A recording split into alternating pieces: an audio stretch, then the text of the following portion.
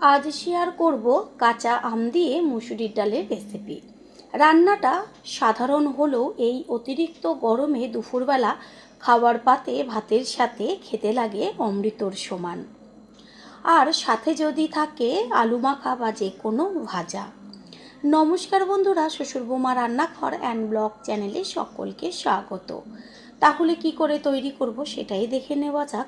সবার প্রথমে এইখানে আমি দুটো আম নিয়েছি, আর আম দুটোর গায়ের থেকে খোসা ফেলে তারপর লম্বা লম্বা করে পিস করে নিয়ে ফিরে আসছি।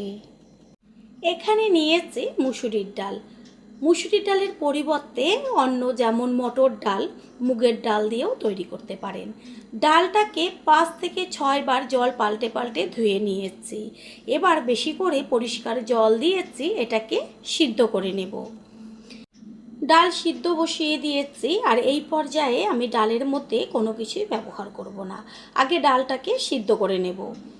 ডাল সিদ্ধ হওয়ার সাথে সাথে প্রথমেই বেশ ওপরে ফেনাগুলো উঠেছে। এই ফেনাগুলো অবশ্যই একটু ফেলে দেবেন, কারণ ডালের মধ্যে যেন পোকা না ধরে যায়, বেশি দিন ডালটা ভালো থাকে, সেই কারণে নানা রকম পাউডার মেশানো হয়। আর এই যে ফেনাগুলো সবসময় ফেলে দিতে হয়। ওপরের সব ফেনাগুলো ফেলে দিয়ে ডালের জলটাকে পরিষ্কার করে নিয়েছি। ডাল 30% মতন সিদ্ধ হয়েছে, এখনও ভালোভাবে সিদ্ধ হয়নি। হাতা দিয়ে একটু নেড়ে চেড়ে দিয়েছে। কিছুক্ষণ বাদে ফিরে এসে দেখলাম যে ডালটা 50%-এর উপরে সিদ্ধ হয়ে গেছে। এই পর্যায়ে দিয়ে দেওয়া হলো এই যে কেটে রেখেছিলাম আমগুলো, সেই আম আগে থেকে একদমই ব্যবহার করবেন না। ঝালের জন্য দিয়ে দিলাম 2টো চিড়ে নেওয়া কাঁচা লঙ্কা। এবার এর মধ্যে মিশিয়ে দেব লবণ। লবণ, আম আর লঙ্কাটা ডালের সাথে মিশিয়ে নেব। সব সময়ের জন্য আমটা যখন দেখবেন ডাল অর্ধেকের বেশি সিদ্ধ হয়ে গেছে, সেই পর্যায়ে দেবেন। আমটাও কিছুক্ষণ হওয়ার পরেই সুন্দরভাবে সিদ্ধ হয়েছে। হাতা দিয়ে একটু আমগুলোকে ভেঙে চুরে দেব। এতে কি হবে, ডালটা বেশ টকটক হবে। পুরনো বন্ধুদের সবসময় আমাদের পাশে এইভাবে ভালোবেসে থেকে এগিয়ে নিয়ে যাওয়ার জন্য অনেক অনেক ভালোবাসা। আম ডাল দুটোই খুব ভালোভাবে সিদ্ধ হয়েছে। এই পর্যায়ে দিয়ে দেওয়া হলো হলুদ, আর কিছুটা পরিমাণ জল দিয়ে দেব। জলটা দিয়ে ফুটিয়ে নিয়ে তারপরে নামিয়ে নিয়েছি। আর টক ডালটা বেশ একটু পাতলা পাতলা হবে, তাহলেই খেতে ভালো লাগবে। আমগুলো আরও আমি 2-1টা ভেঙে চুরে দিচ্ছি, কারণ আমাদের একটু টকটা বেশি পছন্দ। গ্যাসের ওভেনে কড়াইটা বসিয়ে দিয়ে তারপর ভালো করে গরম করে নেব। কড়াই গরম হয়ে গেছে, এই পর্যায়ে দিয়ে দেব সর্ষের তেল। ডালের ক্ষেত্রে সব সময়ের জন্য সর্ষের তেলেই বেশি টেস্টি হয়। তেল গরম হয়ে গেছে, গ্যাসের ফ্লেম লোতে রেখে দিয়ে দিয়েছি শুকনো লঙ্কা, আর দিয়ে দেব বড় চামচের 1 চা চামচ পরিমাণ সর্ষে। টক ডালে সবসময় কালো সর্ষে বা হলুদ সর্ষে যে কোনো একটা সর্ষে ফোড়ন দিলে ভীষণ টেস্ট হয়। গ্যাসের ফ্লেম এই পর্যায়ে হাই করে দেব।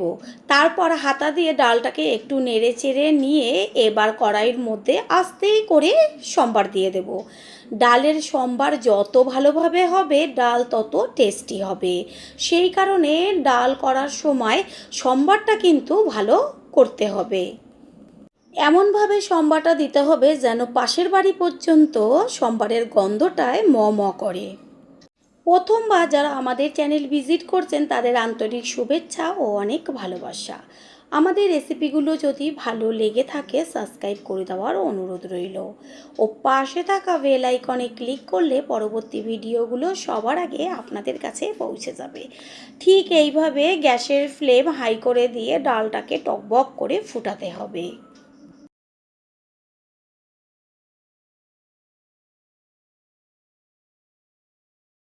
ডালটা যেহেতু টক টক, সেই কারণে আমি একটু সামান্য চিনি দিয়ে এসেছি। আপনারা চাইলে চিনিটা নাও দিতে পারেন, তবে চিনিটা দিলে পরে সমস্ত কিছুর ব্যালেন্সটা ঠিক থাকবে। ডাল একদম কমপ্লিট। চিনি দেওয়ার পরে আরও 2 থেকে 3 মিনিট গ্যাসের ফ্লেম হাই করে ফুটিয়ে নেব। ডাল একদম কমপ্লিট, গ্যাস অফ করে দিয়েছি, আর হাতায় তুলে একটু দেখিয়ে দিচ্ছি। তৈরি হয়ে গেল আজকের রেসিপি। আশা করি রেসিপিটি ভালো লাগলো, আর যদি ভালো লেগে থাকে একটা লাইক কমেন্ট, পারলে একটা শেয়ার করে অবশ্যই জানাবেন। আপনাদের দেওয়া একটা লাইক ও লাইকের পাশে থাকা হাইপ আর একটা শেয়ার আমাদের কাছে অনেক অনেক গুরুত্বপূর্ণ। All friend, thanks for watching my video. আপনারা সকলে ভালো থাকবেন, সুস্থ থাকবেন। আবারও দেখা হবে অন্য কোনো রেসিপির এপিসোডে।